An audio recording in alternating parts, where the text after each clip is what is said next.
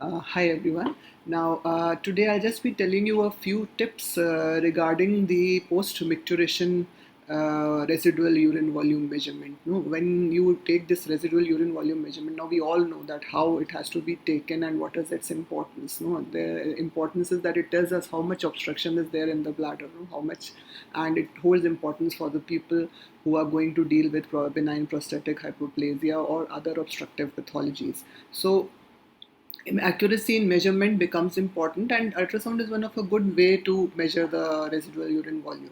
Whenever any patient comes with urinary complaints, it is always a better practice to give pre-micturition as well as post-micturition residual volume. Now, the problem that sometimes comes is, when we are calling the patient to for a lower abdominal scan, we always tell the patient, fill the bladder and come. So many times, by the time the patient comes to us or by the time the patient comes inside for sonography, the bladder is excessively full. That can lead to inaccuracy in your post-void residual urine volume measurement. Over distended bladder should be avoided. Otherwise, also, whenever you are going to do scans, keep the bladder distended, but over distension should always be avoided because that leads to fallacies. So a few things I'll tell you just to keep in mind, that whenever the bladder is over distended. Now, what is the reason? If the bladder gets over distended, this leads to the stressing and temporarily decompensates the detrusor muscle. And as a result, this may lead to false positive measurements. So the patient may, even if you ask the patient to void, the patient may not be able to completely void because of this reason, and you may get a false perception that this is obstruction is there or partial obstruction is there, whatever, or the residual urine volume is significant. So to avoid all this, what is a better option? First of all, as I have told you, now how to know that? Many times this question my students ask me, ma'am, how will I know that the bladder is over distended? Remember, the patient's feeling should be kept into mind.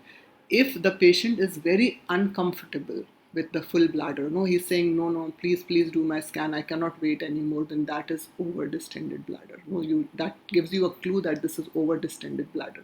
So to get a proper assessment of the post-micturition volume, the pre-micturition volume usually should not be more than 550 ml. Right? Any patient, when you are measuring and you find that the pre-micturition residual volume is coming around more than 550 ml, it is always a better practice to ask the patient to void once again. If after voiding once you see and you find that the residual urine looks significant, tell the patient go and void once again.